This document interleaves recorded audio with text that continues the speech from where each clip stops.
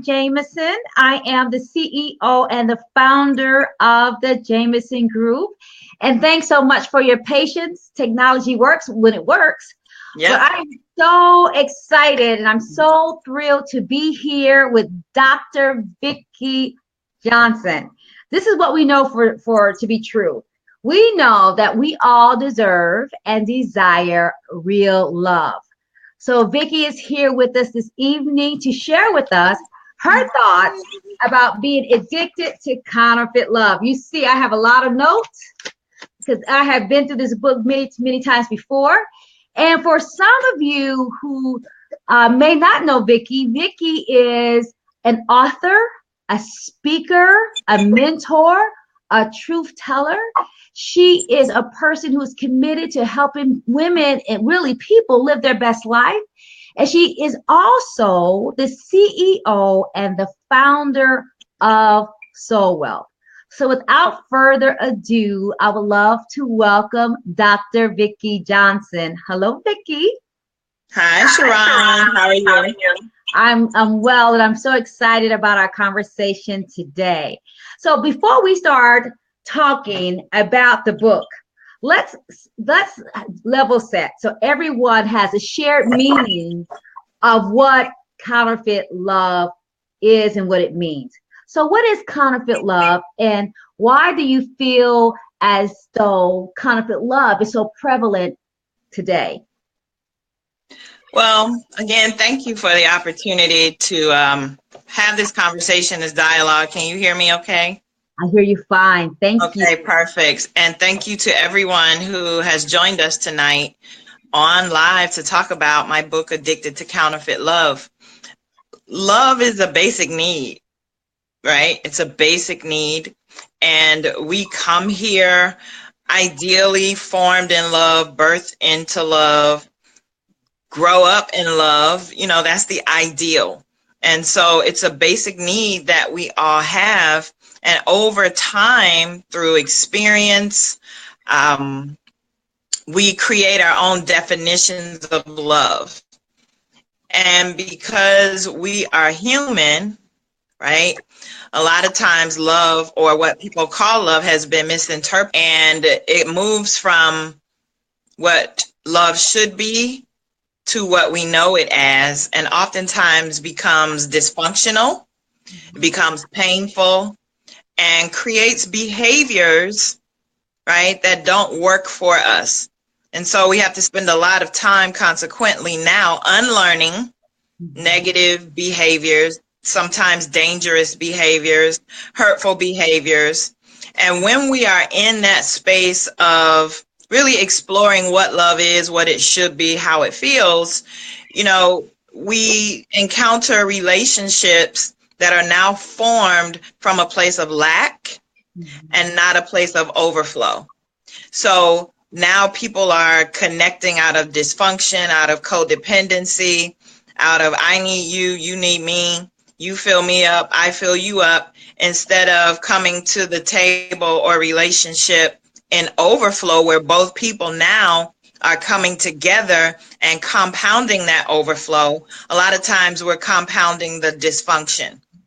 And so people are attracted to one another based out of need and what I can get from you versus what I can bring to your life to add value.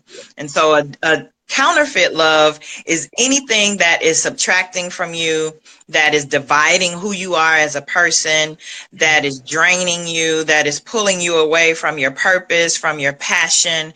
Counterfeit love will cause you to live as your representative and not as your authentic self, because now you are stuck in a place of trying to please your partner versus how can we co-create something beautiful, something powerful, something purposeful, something passionate.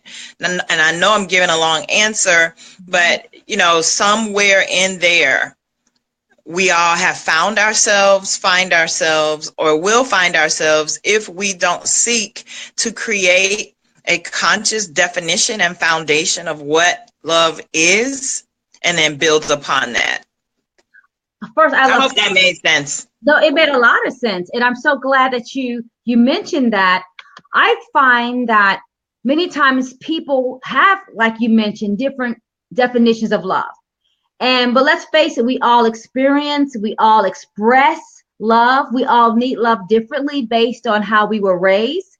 We all have a different understanding of what love looks like and how love functions and shows up. Because just think, we inherited our understanding of love from our parents. So you have one person with two parents, so that's three definitions of love. A person with their parents, so you have six different definitions coming to the table in a love relationship. So what can people do to make sure that they have a shared meaning of what love means to both of them? How can we make sure that if two people are committed, are interested in engaging into a conversation, what type of conversation needs to happen to make sure there's a shared meaning? Ask a lot of questions. And don't be afraid to ask a lot of questions, but in order to ask the right questions for you, and right is relative, right? So right questions for SharRon might not be right questions for Vikki. So it's important to ask the right questions. In order to do that, I have to know who I really am. I have to be in a place where I have done my work. I have to be in a place where I am coming to the table authentic, genuine, open, and most importantly, SharRon, ready. A lot of times people end up in counterfeit relationships because they're not ready for a relationship. What do I mean ready? A lot of people look for relationship out of desperation, out of, I need somebody to complete me. I need somebody to help me pay my bills. I need somebody to be ready and available so when I want to have sex, I can have sex, right? A lot of people come to relationship not really knowing what they want. Everybody else is in a relationship except them. So I want to have somebody in my life. And if you don't know what you want, which you can't know what you want if you don't know who you are, you'll accept whatever shows up. And then you are now in a relationship figuring out what works, what doesn't work, what feels good, what doesn't feel good. And if you don't know who you are, you'll begin to accept other people's definition of what you should have, right? Because you're looking for validation, you're looking for affirmation, you're looking for someone just to accept you. But if you don't know who you are, you don't know what you should have. So it requires a very mature conversation. And I encourage mostly women and sometimes men and women when I'm doing premarital counseling to have the uncomfortable conversations, to really share truth. Where did you get that definition? How are you in relationship? What kind of relationships did you see growing up? What was it like in your household? How do you deal with anger? Are you a communicator? Are you a silent person? How do you want to be supported? Just asking mature questions about relationship. The other thing that I think is important is being willing, SharRon, to start at the point of friendship and not automatically we're dating, we're committed. Be a friend. Be a friend so you can attract a friend. And when friendship is the basis of a relationship, it then has the opportunity to grow into something beautiful. When sex is the basis of a relationship, everything you do in a relationship is built around sex.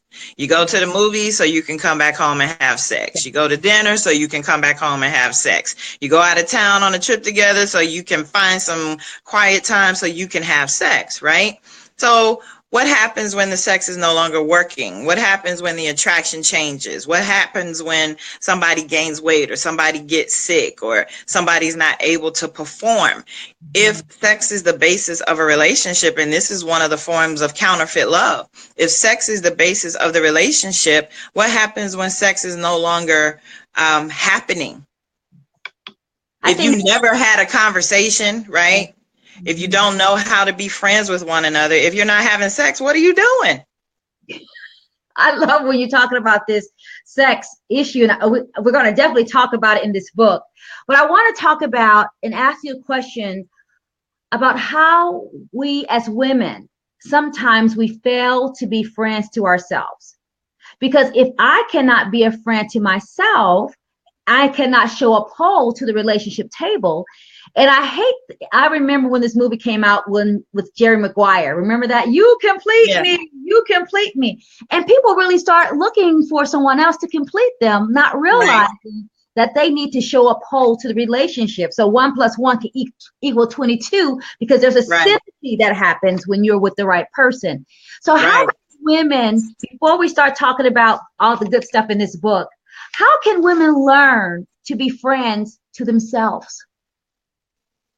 Wow. I think it starts, I don't think I know. It starts with creating a sacred circle of sisterhood. Mm. Because when you are around other women, you are now surrounded by mirrors.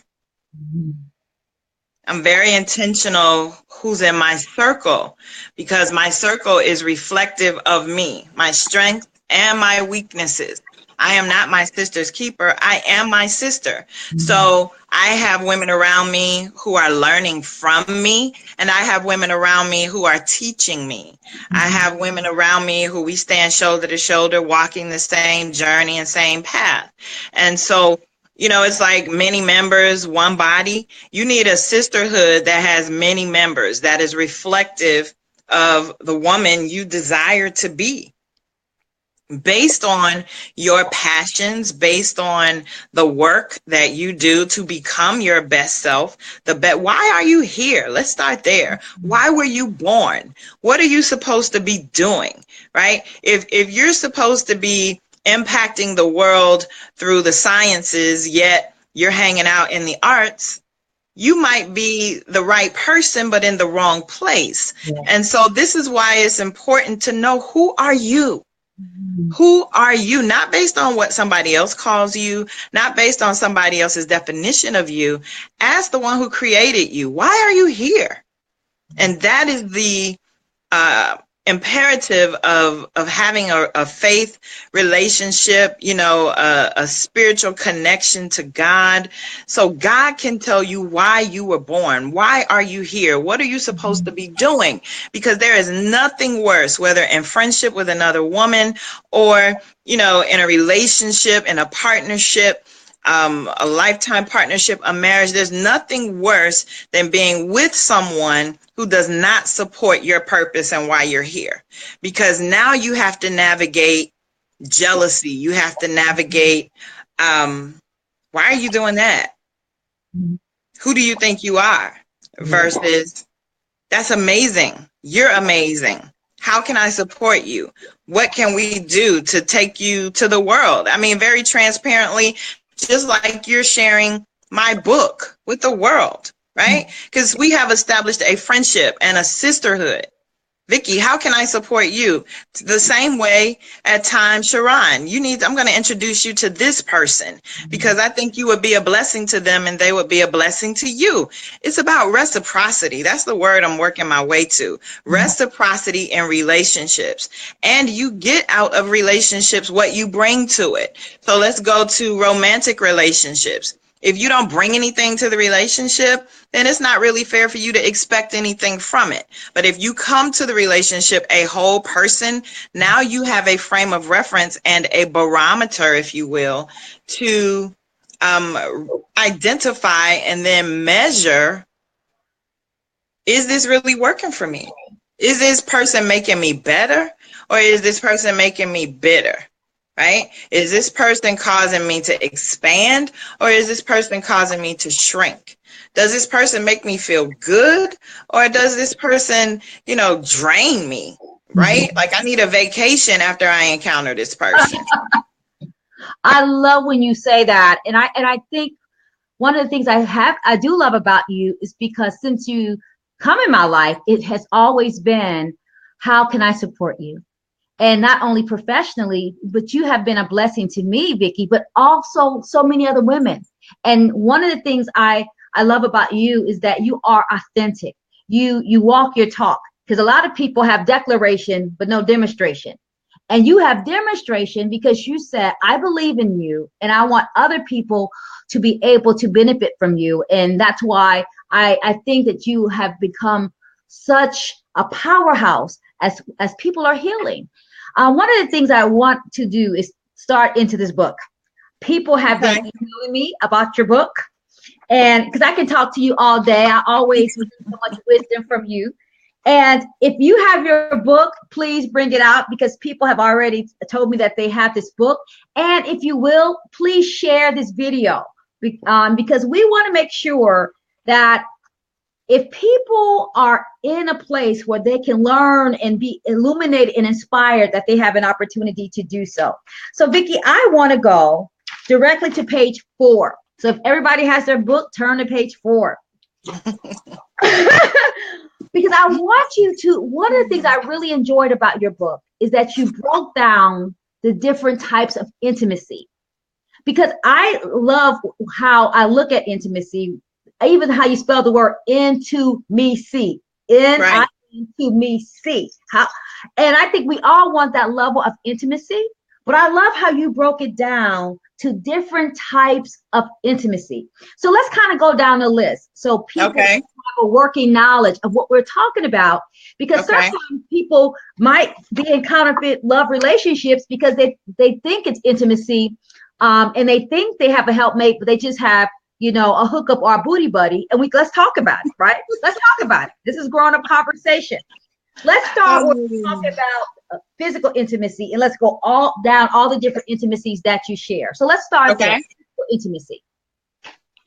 All right. So physical intimacy is where we become one with another because we have great sex. Like simply put. Right. So our intimacy, and I mentioned that earlier, we have great sex. And the danger, it says, of this bond is that we carry memories of this lover into our future long after the affair has ended. If you have multiple sex partners, then you have multiple memories to manage. That's too much work. Having sex with one person is too much work. You don't want all a real honest, open conversation, right? What is spiritual intimacy? Well, spiritual intimacy is when you become one or come together with someone and you're overly dependent on their spiritual capacity to nourish your God consciousness. So basically, this happens a lot in church, and I can talk about this because, you know, we're both in ministry, and this happens a lot in church where we are uber attracted to someone in the sanctuary. I can really talk about this because my ex-husband and I were both preachers. We met in church. We got along great in church. But when we got home, no, real talk. Yeah, real talk. When we got home, there was no real shared commonality and purpose outside of church and ministry. And the truth is, you know, had we started at the point of, this is why it's so important to be authentic and to be in touch with who you are and not allow other people to pressure you into commitment and or marriage. Because, you know, when I got married, I was very young. I was 22 and I had just graduated from college. You know, I was younger than my daughter is now. And, you know, people were like, oh, you need to get married next. You need to get married and have children. That was the thing in our generation, you know, after school, you know, you got your degree, okay, get married, have children, you know, and people were really meeting, connecting, especially in church, you know, back in the 80s and 90s. And if you went to the same church and you both shouted real good and, you know, you hung out. You hung out all day, you know, got something to eat after morning service, went back to night service. And so you're around, and this kind of coincides with one of the other intimacies, which is called a familiar intimacy. And that's just basically attracted to somebody because you're around them all the time. And so the spiritual intimacy basically is where you're connected because you're around one another all the time in church. But what happens when you're not in church? And let me just be really, really transparent. Like what happened, you know, after that connection in church, we didn't really work on the friendship. So when it came to recreation, we didn't really enjoy one another's company unless other people were around. Right. You know, it's like the person who falls in love with someone because of their gift. And then when they're not operating in their gift, You're like, who are you? Who, like if you attracted to someone because they can sing. Yes. Right. When they're not singing, you don't like them very much. That is So so. when they're singing, you're infatuated with them. And I'm just using singing and I'm using church, but it can be anything. It can be anything. Yeah, I love that. Let's talk about intellectual intimacy. Yeah, we become enamored with one another's intellectual capacity and fall in love with one another's mind. Yeah. Well, smart is sexy. Let's be honest. Smart is sexy. However, it has to be attached to other things, but smart is sexy. Let's talk about crisis intimacy. I love when TT Jakes talks about sometimes we marry our nerves, and when the crisis is over, we're not interested. Say a little bit about that. Yeah, so crisis intimacy is where we grow to depend on another emotionally because they were there for us during a difficult period. Mm-hmm. So that's when, two people come together out of brokenness, or one person is broken and the other person is the rescuer or the fixer or the savior. The danger in that and the risk you run is that when the person heals and they come back to themselves, they discover, what was I thinking? Well, I wasn't. I was grieving, right? I wasn't. I was grieving. I wasn't thinking. I didn't ask you any questions. Right. You just fixed everything for me. You took care of me. And so because you were my caretaker, and it again kind of crosses over into that familiarity intimacy. You were here. And there's nothing worse. Listen, there's nothing worse than making commitments out of a disingenuine or from an inauthentic place, making a lifetime commitment, and the person you're supposed to be with shows up. I think that is so true. So many times I deal with people with chronic disease, and they're with each other through the diagnosis or the treatment, and then they realize that they have nothing in common. But they really, like you said, never had a good conversation. And it's okay to say, listen, I'm here to offer relief in this time period, in this season, but I'm not your partner. I'm not your wife, right. I'm not your husband. And I think that happens a lot. I want you to talk about emotional intimacy before we go on to the next chapter. Talk about that. I think people struggle with that. And I think, Vikki, people think just because we are having a conversation that we're sharing. And I people communicating is not connecting. Can you say a little bit about that? Right. So emotional intimacy, I'm just going to read it right from the book. It says, emotional intimacy is when we give more of ourselves than a wholesome friendship requires. Emotional intimacy has a hold on you when you are longing for more and there is no movement in the direction of a commitment. Emotional intimacy produces an intense attachment to another person. It can render someone unable to function because the pain of being disconnected from someone you are emotionally attached to literally robs you of your energy and strength. I think that is so critical because right now I see a lot of people are in relationships and they think that they are in an intimate relationship. But I always tell people sometimes what begins as an enticement becomes an entrapment. Yeah. And entrapment becomes an endangerment because we are in this place where we want to be connected, but we're connecting something, like you already said, based on our dysfunction. And that's scary. It's the blind leading the blind to more blindness.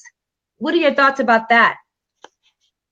It's painful to think about because there are more people in relationships like that than we probably know, and a lot of people stay in relationship to save face, because they had this emotional attachment at one time. And then one partner or maybe both decided, you know what? I just met SharRon Jamison. I just met Vikki Johnson. I just met Veronica Very. I just met LaTanya Taylor. I just met, Tama. I'm just naming some of my powerful friends who do healing work. I just met Monica Nance. I just met someone who challenged me to want to be a better person. Mm-hmm. Now I'm going to do my work. Now I'm healing and I'm elevating and I'm expanding, right? My mind is being stimulated to grow. And now I have the recognition that I settled. Yes. And that is very painful. It's a painful thing, right? Settled. I settled. So now what? Yeah. Now what?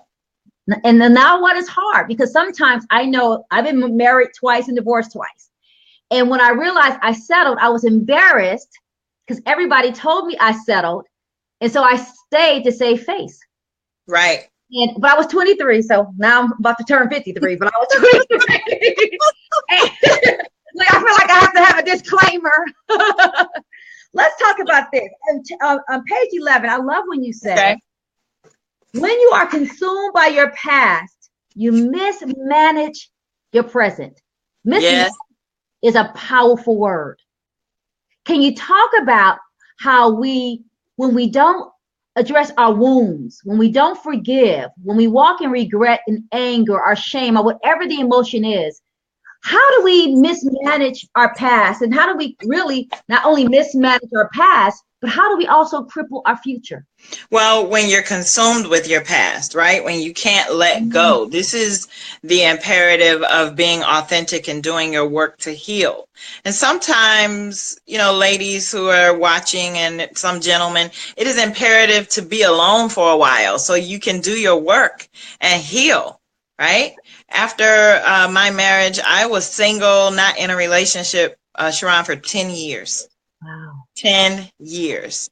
And that was by choice, right? Because I wanted to be able to embody what real love meant, what authenticity felt like. I wanted to know what that was. And so when you're consumed by your past, a blessing can be right in your face and you miss it. That's how you mismanage your present. I really love when you said about consumed, because I think it's a difference between being consumed and concerned. And sometimes people cross over to being consumed because they don't know that they're giving too much of their energy, too much of their head space, their heart space, their soul space. So you tip the balance from being concerned to being consumed, and then we start to have negative impacts in our lives. Let's talk about Cece's story. I love this story. And if you have this book, one of the things I love about Addicted to Counterfeit Love, Vikki has 18 examples of women and gives opportunities for us in her scenarios for us to see how the dysfunction plays out. Because sometimes it's hard for us to see a dysfunction in ourselves. But when we see a story, we can identify and look at that story and say, oh my God, that's me. That's me standing in the need of prayer, right? Because we see everybody else, we can't see us. What I love about Cece's story is that you talk about the difference between attraction and infatuation. Can you say a little bit about that? Because I think sometimes we think that we are attracted, but we're just infatuated. It's a difference between having delight and really being devoted. Right. So can you talk a little bit about the difference between attraction and infatuation? Okay, well, most of the time infatuation is one-sided. I just want to keep it really simple because it's a thin line, okay? Infatuation can lead to attraction, healthy way to do so, but most of the attraction is just creating all these scenarios about the person you're infatuated with. Attraction is I'll say an expanded version of infatuation that has some level of reciprocity to it. So infatuation can lead to fantasy, you know, where you're daydreaming about somebody who's not thinking about you, right? You know, you meet a brother and he spoke to you. He's gorgeous, he's fine, he's handsome, he's just nice to you. But you're infatuated with him, his eyes. You're infatuated with his eyes. So when you're by yourself, you know, you write your name with his last name. That's my husband, you know? And he was just saying hello. Mm-hmm. He was just saying hello.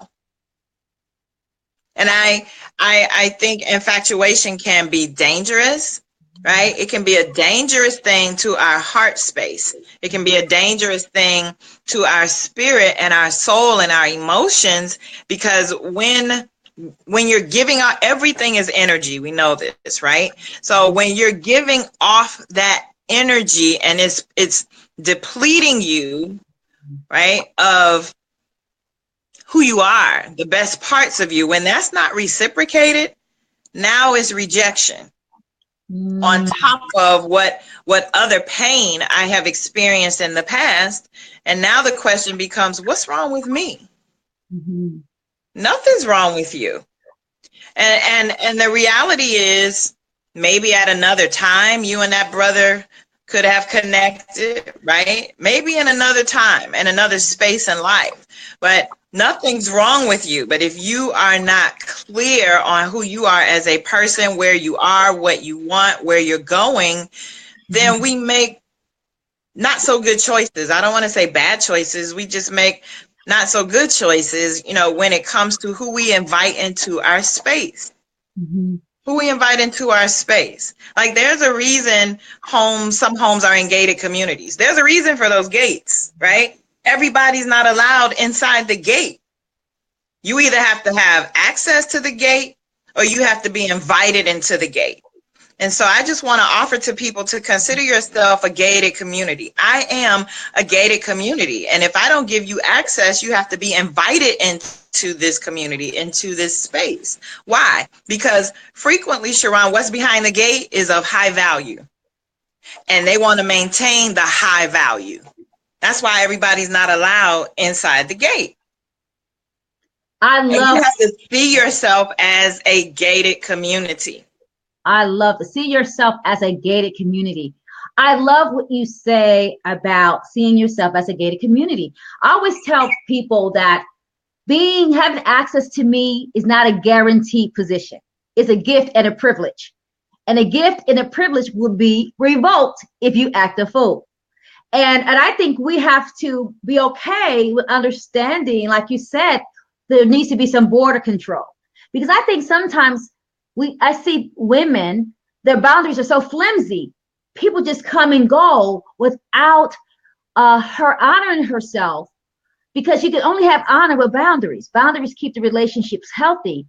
Right. But not only do we have to be careful about allowing people in our space. I love when you talk about allowing people in our beds. We have to talk about it.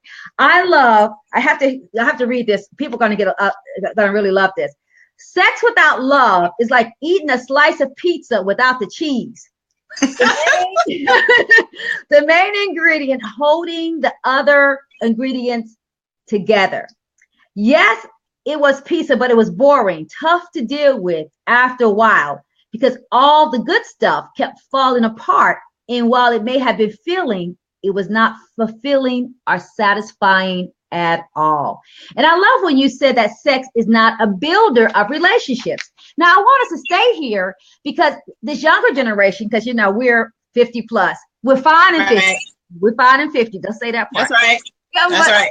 I see this younger generation, there more seems to be, and I'm painting with a broad brush, okay? Painting with a broad brush, are more cavalier about sex. And they think people can have sex casually. But you don't recommend that. What are your thoughts about this concept of casual sex? And what does this concept of casual sex, what impact does it have on our soul? Sex is a gift and a beautiful thing, right? In the context of the right relationship, where there's mutual understanding, mutual compassion, mutual respect, mutual honor, and mutual understanding that sex is an extended expression of my love for you and your love for me. Okay? The impact of casual sex, no matter how good it was, right? No matter how much you enjoyed it, the impact on your soul is that outside of this mutual understanding, okay, the impact on your soul is that somebody just came into my gated community inside my beautiful mansion, took something really expensive, walked out. Maybe they said thank you, maybe they did not. Took something of value and never looked back.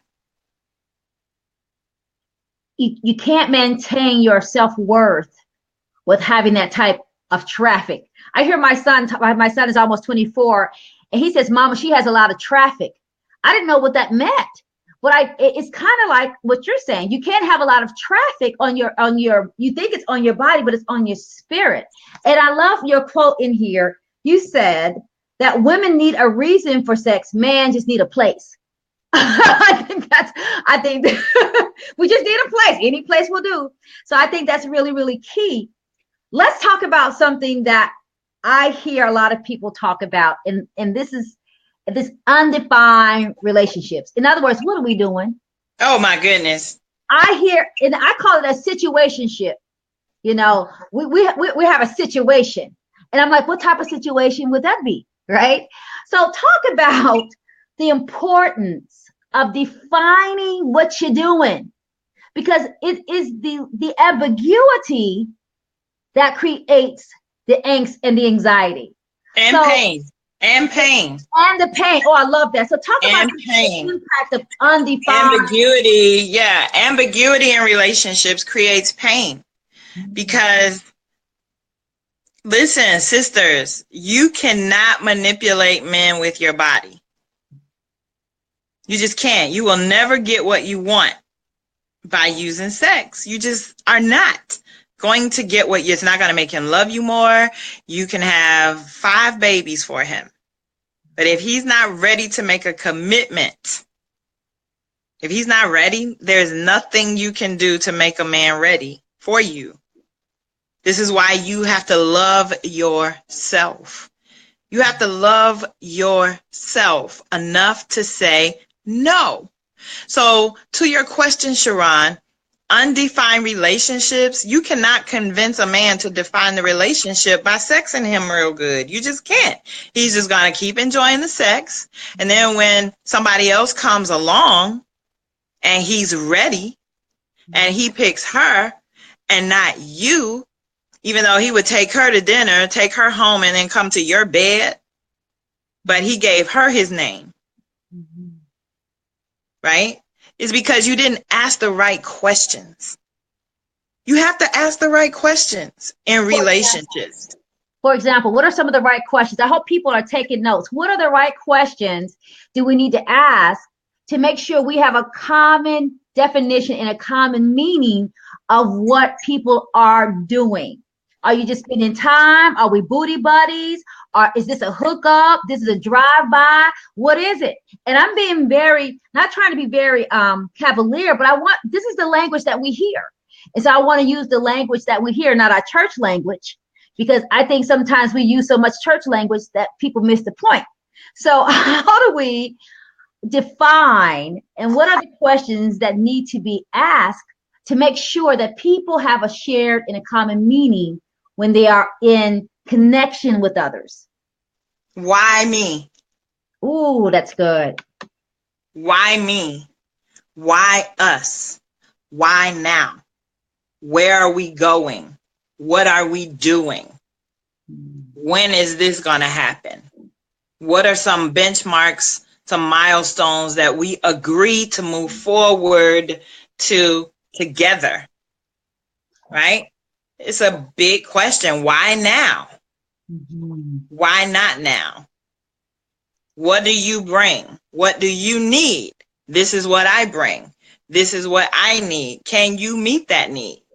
Am I really enough for you?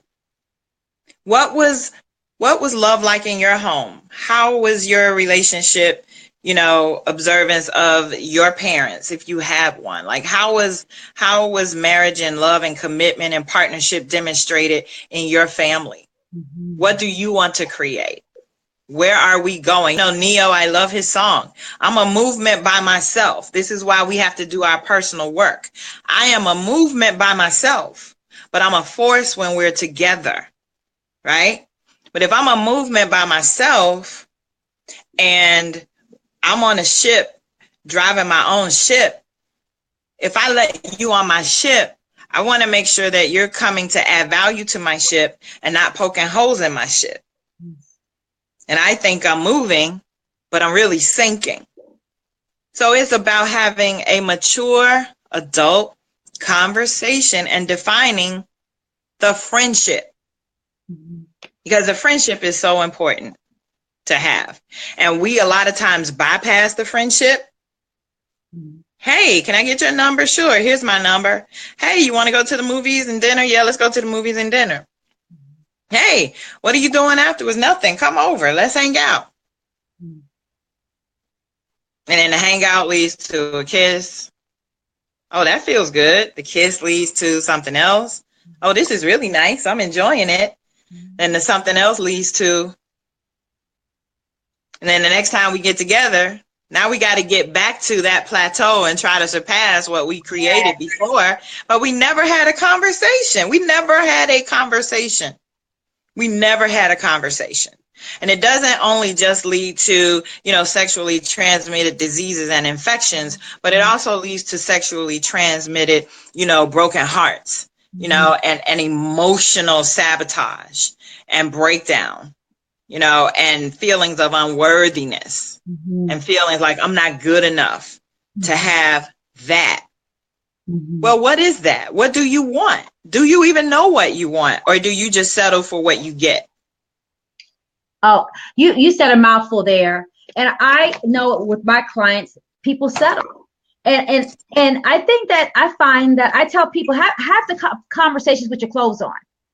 Because if people are not adding value to themselves, they can't add value to you. But I don't know, Vikki, even with my premarital counseling, I find that women are reluctant to have those conversations. They're reluctant to have conversations because they think if I ask the wrong conversation, the person's going to leave. And I said, listen, that's a blessing. Let them leave now. Right. You done spent, all this time on the wedding, because most times we spend more on the wedding, planning the wedding, than we do talking about what we want in the marriage. And then we have a lot of people saying I do when really I don't.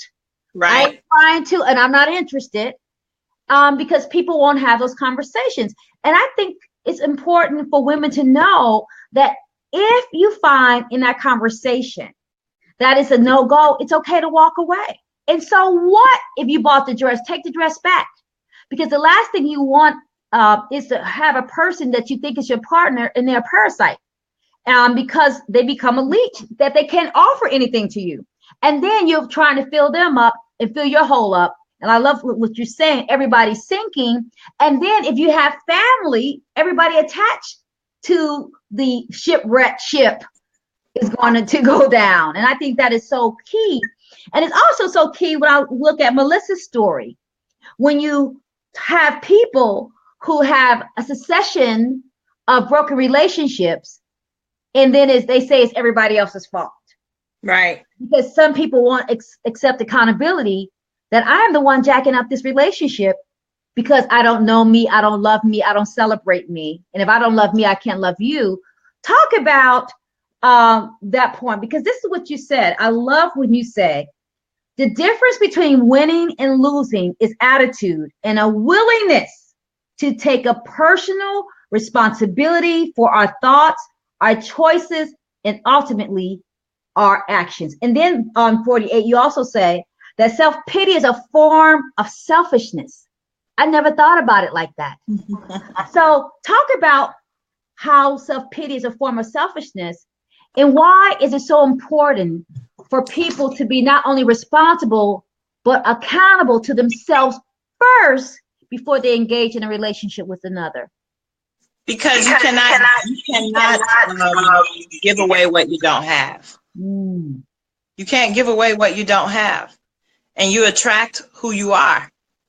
So if you keep attracting broken people, that's a mirror, beloved, as Iyanla would say, that if you attract who you are. So do your work, become your best self, Take personal responsibility. Self-pity is selfish because you're blaming other people. Ooh, that's good. That's good. And it's not other people. Other people do what you allow. And so to the level, and this is the imperative of real love and not operating out of counterfeit love, SharRon, we accept the level of love that we give to ourselves. Now, you know, I want to shout. That's a shouting moment. Now, if I was at church, I would run around the church right now. That's powerful. Yeah, we accept from other people what we give to ourselves. Good. We tolerate from other people what we tolerate from ourselves. So if you set a high standard for yourself, other people have to abide, and you called it a boundary earlier, same thing. Other people have to meet or exceed that because you're coming into my life to elevate me and to make me better. And if you gain access to my life, my commitment to you is that I'm going to help you become better. Like that. I will not settle in a relationship for less than what I'm giving. So this is why you want to come to the relationship full and overflowing so that you can receive full and overflowing. Otherwise, it'll be an imbalance and one person is given more than the other. And that's exhausting. And life is too short to be exhausted. I believe that lopsided love never lasts. It doesn't. It's just lopsided love. And you know when you're in lopsided love, but you know initially, we just try to act like we don't know. But lopsided love doesn't last. And that's why I wanted to encourage people. Vikki is doing a class. So many people have already asked, how can she talk more about each of the scenarios in the book?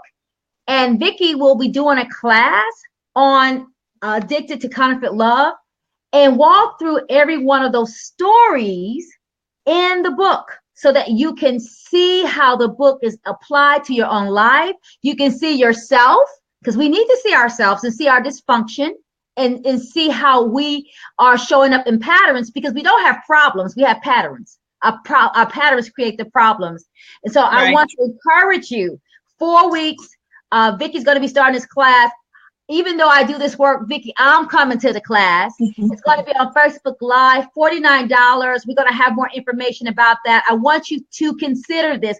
And even if you're married, we have to talk about that, because Vikki, I have learned that a lot of people are married and they are in counterfeit love relationships, and they are staying. Nobody's being fulfilled. Nobody is being elevated. Nobody is growing. The whole family is suffering.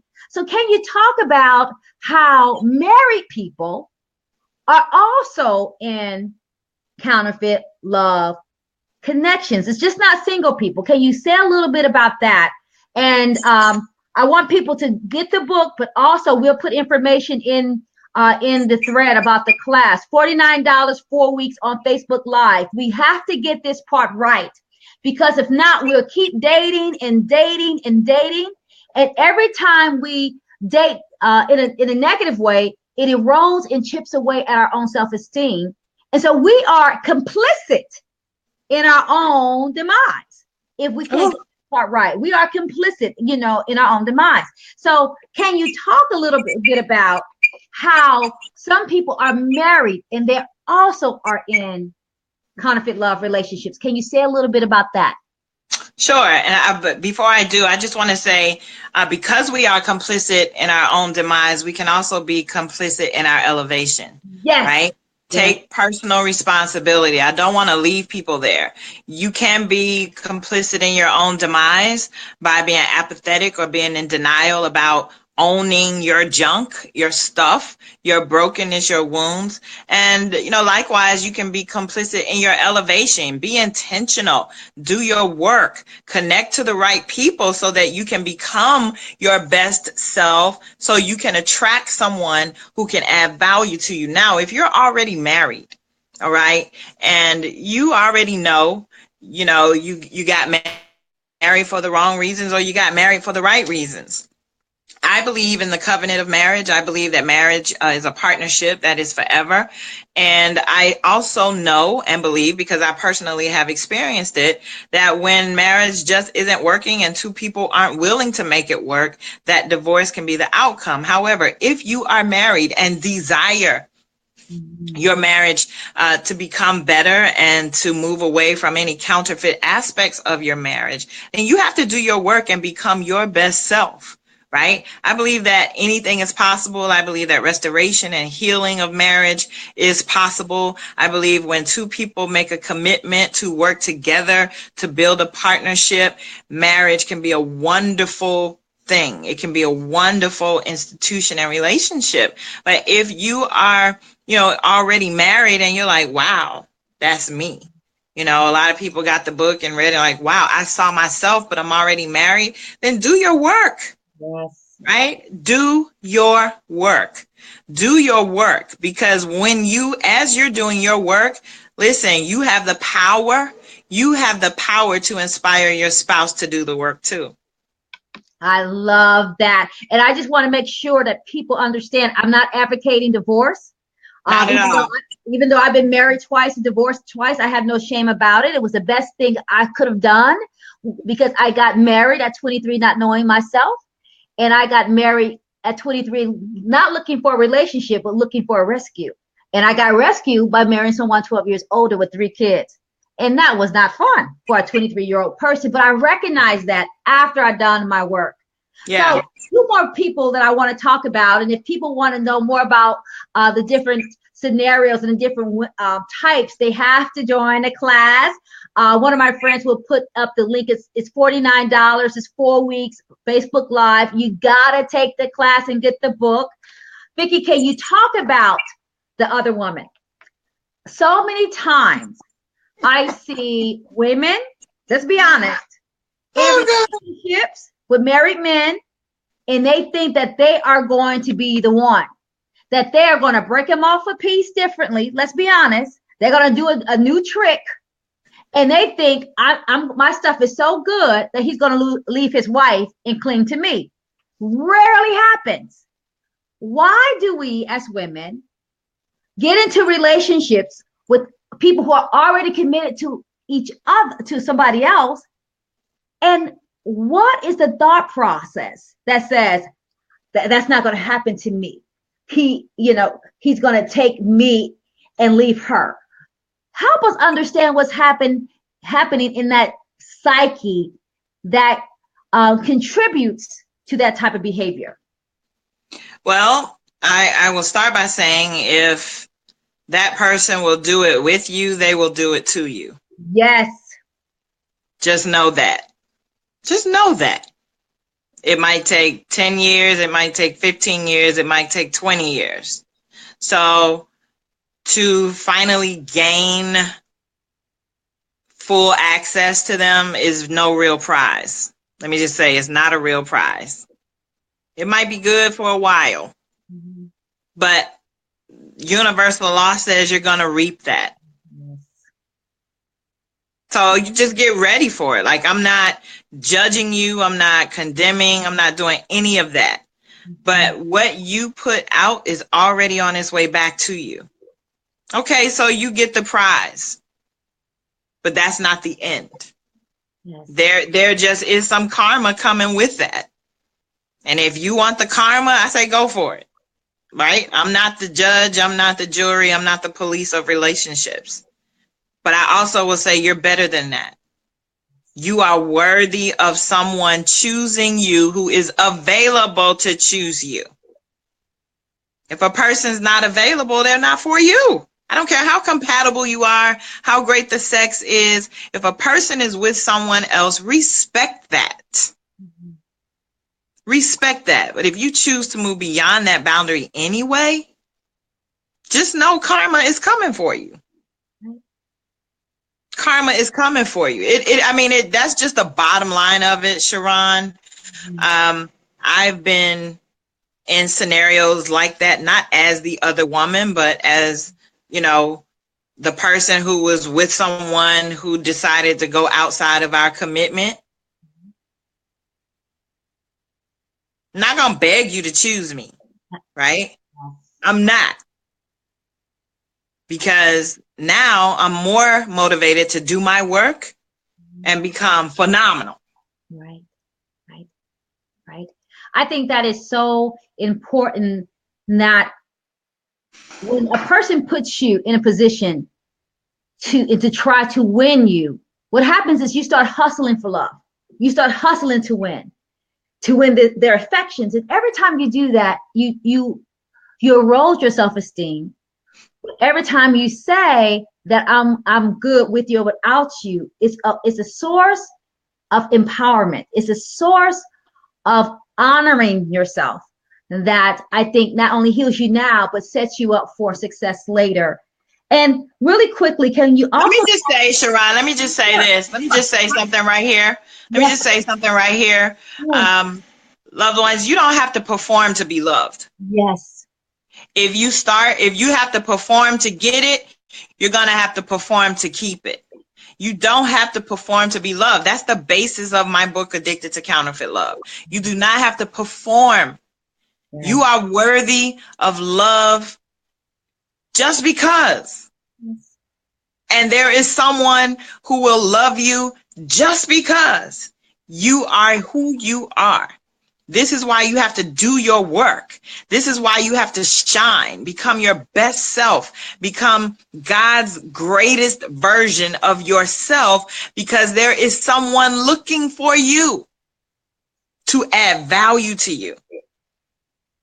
But if you have to perform to get it, you're going to have to perform to keep it. Love. If you have to do tricks to get love and attention, you're going to have to do tricks to keep love and attention. And that's not what real love is. Real love is wanting more for the other person than you want for yourself, and having them operating in the same energy of wanting more for you than they want for themselves. Now, imagine when that unlimited capacity of, I love you so much, I will do whatever it is to help you be your best self, and they're giving that back to you. Now you're operating at an optimum level. Yes. At an optimum capacity of awesome. Of awesome. And I know couples who are best friends and have been best friends since the beginning. It's a beautiful thing to witness because they've made that commitment to one another. What do I have to do to help you shine? It's nothing like it. It's nothing like feeling that someone supports all of who you are. Absolutely. And your weaknesses, and they're willing to do the work to be the best version of themselves, but encourage you. And I think sometimes we need to look at love that someone is encouraging us, but sometimes we need to be provoked and challenged. Right. Because sometimes I think we get complacent, and right. having that person to apply some tender, loving pressure to say, okay, SharRon, you're worthy and you're capable of 100, but you're doing 65%. You're not even honoring yourself, nor are you honoring the gift that God gave you. And you need someone who loves you enough to say that. Something you said a long time ago, Vikki, you said that you have to love someone enough to accept them as they are, but to love them too much to leave them as they are. And I never heard you saying that, and that really changed my life. But before we leave, I want to talk about one other woman. Okay. Again, you got to get the book and you got to take class because it's so powerful. There are 18 scenarios. We only are touching on a couple of them. Let's talk about the professional woman. And the reason why we have to talk about her, I counsel a lot of women, MBAs, JDs, MDs, PharmDs, HNICs, MVPs, whatever. And I see that they get to this place and they start to use their job or their career as a surrogate because they are experiencing loneliness. Yeah. And I see so many women, I have been there myself, saying, I don't need anybody. I'm okay. Knowing that God didn't give me the gift of being single. That's not my calling, right? That's not my calling. But I see so many women forsaking love because they have accepted that their success is the utopia versus having a relationship. But then when you talk with them, when they can be really honest, there's this void. It's this void. So they are a public success, but they feel like a private failure, or they have popularity, but they feel extreme loneliness. Yeah. What's going on with the independent, successful woman that it's hard for her to find someone? And why are we using, not like I said, I used to be one, our jobs, our careers as surrogate lovers versus being open and willing to engage with another human being? Well, high achieving women operate in a sphere of control, right? And to be in position to receive even the possibility of a loving relationship requires relinquishing that control. And that can be a scary thing. So acknowledge and, send my admiration to the reality that not everybody wants to be in a relationship. And if you're one of those people, that is fine. Like, you've done your work, you're healed, you're accomplished, you know your significance, your self-worth, and you have made a conscious decision, to be fully committed to your work in the world. There's nothing wrong with that. So I don't want anybody to get off of this dialogue tonight, SharRon, thinking that they have to be in a relationship if they don't want one, nor do I want them thinking that something is wrong with them if they're not in a relationship, because that's not true either. But for high achieving women who have a lot of authority and a lot of power in the marketplace, out in public, on their jobs and their careers, via their businesses, yet they are not in a relationship, then I just challenge that woman to really consider softening her edges. How does she do that? She can find communities of sisterhood around other women that talk more about femininity and softening up, because really feminine is, the new wealth, is the new power, right? When you tap into your femininity and your softness, you really get to create whatever you see. But oftentimes high achieving women have to perform and meet goals and meet quotas, and hit benchmarks and, show up as invincible, so to speak. And really what that is them operating in their masculine energy. Yes. Is them operating in their masculine instead of in their feminine. And so to that woman, I say maybe at work you do have to operate somewhat in a patriarchal space, but you can do so in your femininity and be just as, if not more, accomplished. Then when you leave, soften up a bit. Right. I let your guard down a bit. Oh, I think that's so key about softening up. And something that I had to do for myself, I had to leave work and drive around for a while to get that off, because it was hard for me when I was married and I am, covering half the country and I have people and employees and come back and I'm not making dinner. Who are you talking to? I have and I was all of that, but I didn't know any better. But it was hard to take off that competitive edge. It was hard for me to take off that suit. It was hard to take off feeling that I would acquiesce to anybody, because in corporate America, I was fighting all the time to be seen and recognized as a Black person and as a woman. And so when I came home, after I had fought everybody to be acknowledged for my genius, I ain't making any chicken. And I'm not getting your coffee. Look, I'm thirsty too. Go get both of us some coffee. and it was hard. I'm being honest. And so I had to tell myself to have some type of transition time to drive, or when I got off the plane, transition to my other self. Even my son was too hard. I was, come on, you can do it. Well, SharRon, he's 4. Read a book. But however, I was in that mindset. Yes. One of the things I love, page 121. I know I'm going to quit. I just love this book. You have to get this book, Addicted to Counterfeit Love. You have to take the class. But I wanted one thing I love what you said is that we women, we rise. I want to end there. On page 121, you say, as builders of community and dreams, we rise. We rise because women are multipliers. Whatever you give to us, we cause it to increase. If you give us a seed of life, we will produce a baby. If you give us just an apple, we will make a pie. Women take little and stretch it to become enough because we are designed and wired to rise. If you give us love, we will flourish. Consequently, if you mishandle us, we will multiply the pain, confusion, and distortion until another woman comes along to build us back up again. Why? Because as women, we rise. Yeah. Can you talk about that as we end our time together? I love that. We rise. Yes. Yeah. Yes, it's powerful.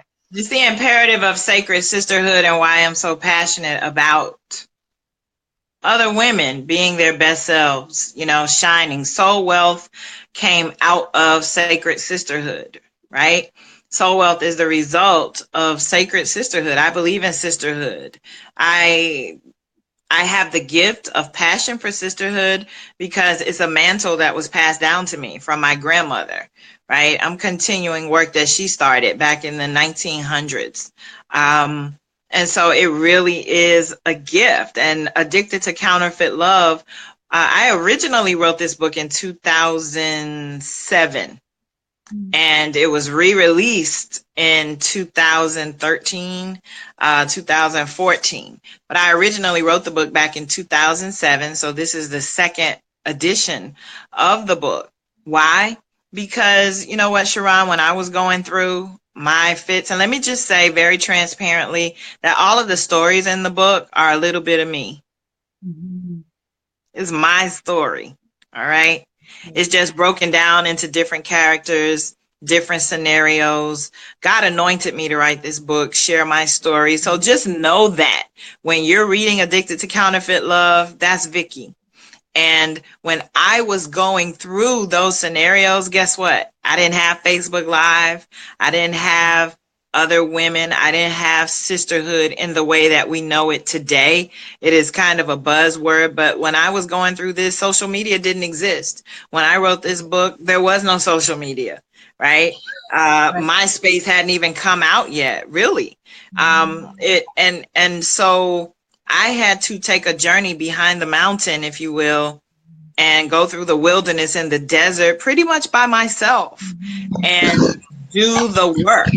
And so this book is a labor of love. Mm-hmm. It is my testimony after many tests of many experiences that have been tried and proven in my life. And at the end of the day, my objective is for women to be whole, to be healed, to rise, to elevate, and not do it alone. But once you get there, reach back and pull somebody up with you. And that's what the class is about. We're going to do, you know, a deeper dive. I do want to say, you know, that if you're going to be a part of the class, that, you know, the $49 includes the book. If you don't have it, and if you already have it, pay the $49 and get another book and pay it forward to another sister. You see what I mean? It's all about paying it forward so that I'm not only healed, but you can heal. And then two of us together can heal, you know, 20, and then those 20 can heal 200. Then those 200 can heal 20,000. You know what I mean? It's all about women becoming whole, since we are nurturers, since we are the multipliers, since everything a woman touches, you know, becomes love when she's whole.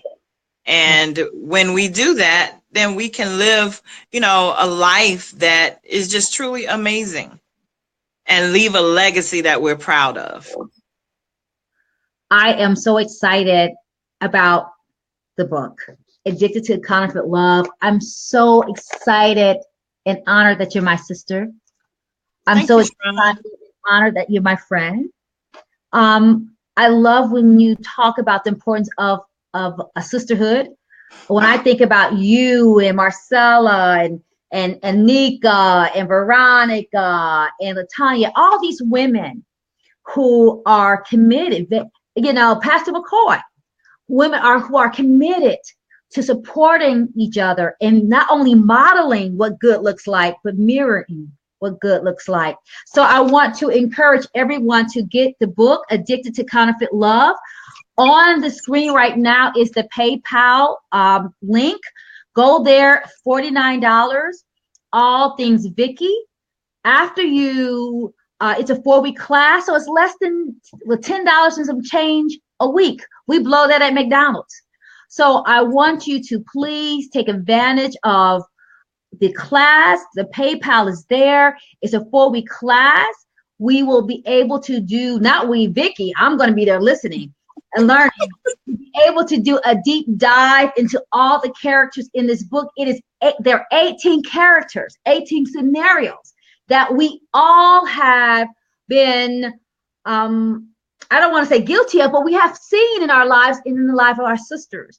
And collective wisdom always wins. Vikki says sacred sisterhood. I call it collective wisdom. It's the same thing. We need each other to grow into love. So I hope that you will take advantage of this class.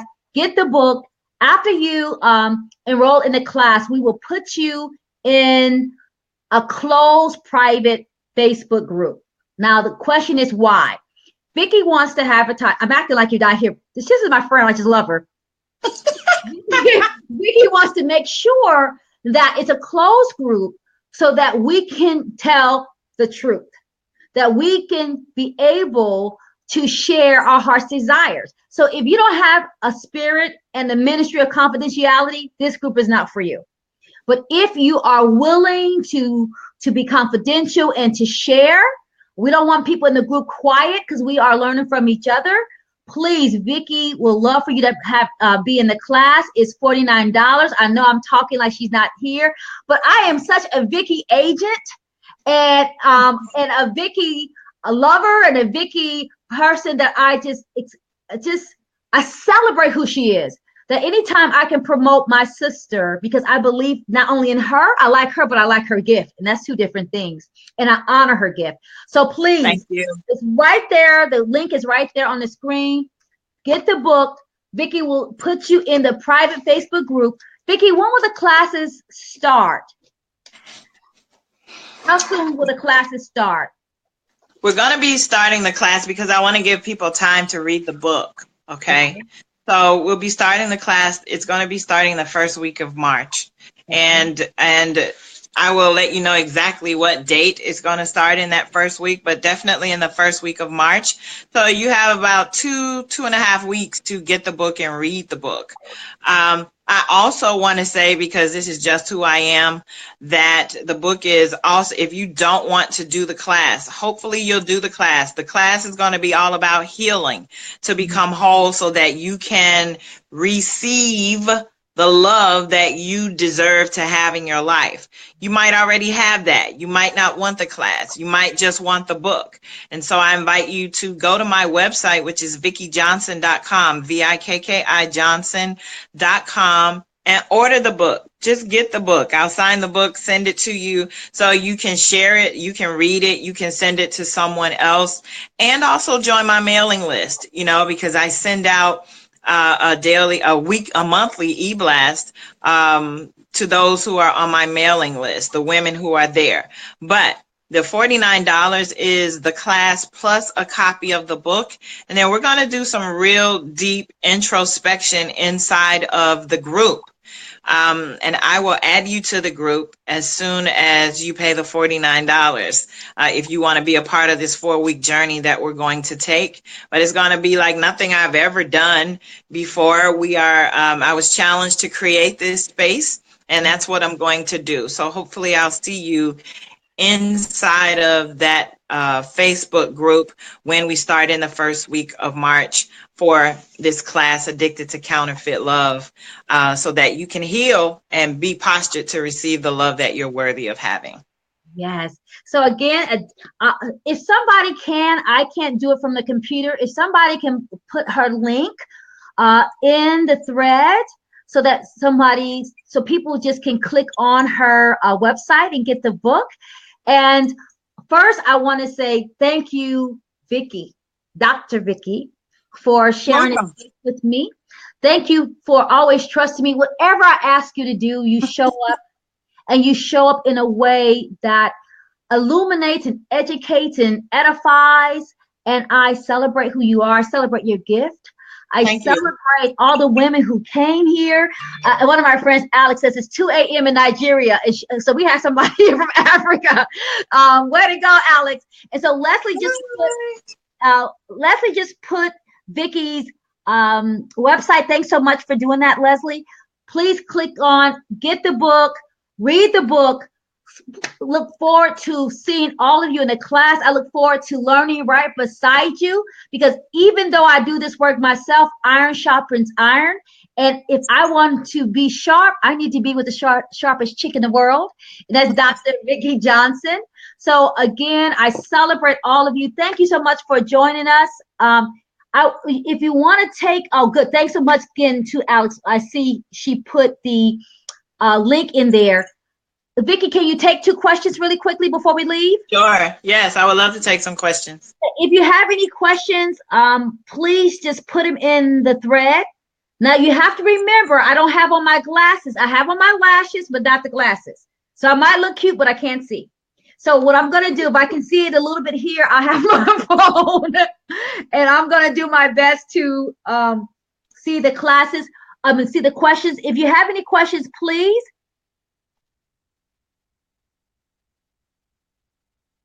We'll wait a couple of minutes. Vikki, what else what do you have coming up next while people are writing questions? What do you have next? Because I know people are going to want to connect with you, and you're speaking everywhere because you are a phenomenal speaker. Thank you. How can people find you, and where will you be speaking at in the next couple of months so people can show up and support you? So, right. That's why I invited women, especially, to join my mailing list. And again, that's at VikkiJohnson.com, VIKKI Johnson.com.